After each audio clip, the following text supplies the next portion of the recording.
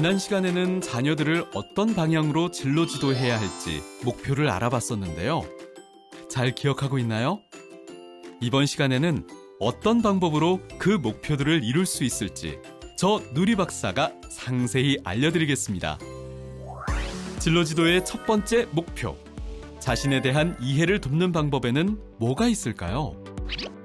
어릴 때부터 아이들의 행동을 세심하게 관찰하고 계속 메모해두면 특성을 파악하는 데 많은 도움이 됩니다. 무엇을 잘하는지 겉으로 보여지는 모습 외에도 아이가 진짜 원하는 게 무엇인지도 알 수 있게 되죠. 대화를 나누는 것도 진로 지도에 많은 도움이 되는데요. 이때 주의할 점이 있습니다. 어떤 이야기를 하더라도 잘 들어주고 존중해주는 것이죠. 아이의 말에 비판이나 비난을 한다면 아이들은 더 이상 부모와의 대화를 즐겁게 여기지 않을 테니까요. 세계적인 모델로 성장한 한현민의 경우 어린 시절 남들과 다른 외모 때문에 놀림이나 차별을 받을 때마다 엄마가 너는 특별한 아이고 그래서 좋은 일이 생길 것이라는 말을 해주었다고 합니다. 그렇게 자존감을 높여주는 엄마와의 대화가 자신의 꿈을 향해 달려가는데 가장 큰 힘이 되어준 것이죠. 부모는 아이들이 성장하는 동안 가장 가까이에서 가장 오랫동안 함께한 사람입니다. 그러니까 함께 공유하고 있는 어린 시절을 소재로 이야기하면 더 효과적입니다. 어떤 기억을 갖고 있는지 확인하다 보면 아이에 대해 더 객관적으로 바라보게 되기도 하죠.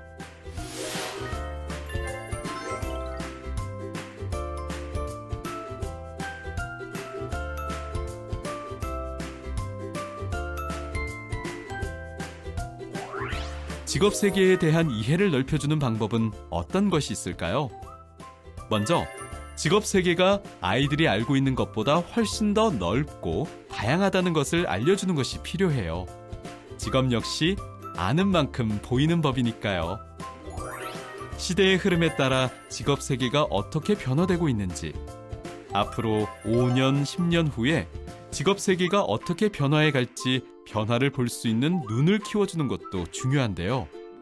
이럴 때는 영상으로 제공되는 자료들이 아이들과 활용하기에도 훨씬 더 유용합니다.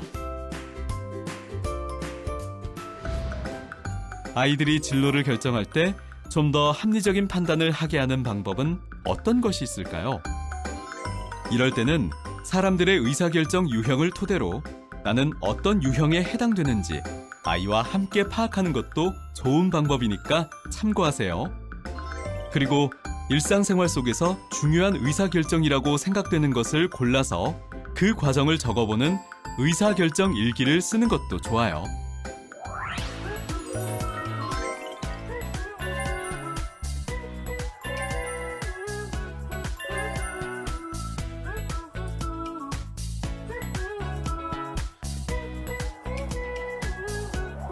직업을 왜 가져야 할까 물어보면 많은 아이들이 돈을 벌기 위해서라고 답합니다.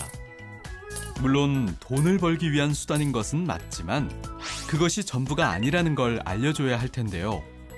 웹사이트에 있는 진로 가치관 검사를 통해 아이들이 어떤 직업 가치관을 갖고 있는지 살펴보는 것도 도움이 됩니다. 그리고 자신의 일에 충실한 훌륭한 직업인들의 사례를 찾아서 그들의 이야기를 함께 나눠보는 것도 좋은 방법이겠죠. 지역의 다문화 가족 지원센터에서 진행하는 진로 소양 교육이나 직업훈련 프로그램에 참여하는 것도 좋은 경험. 부모가 좋은 길잡이가 되면 아이들도 더 멋진 길을 찾아갈 수 있다는 것 꼭 기억하세요.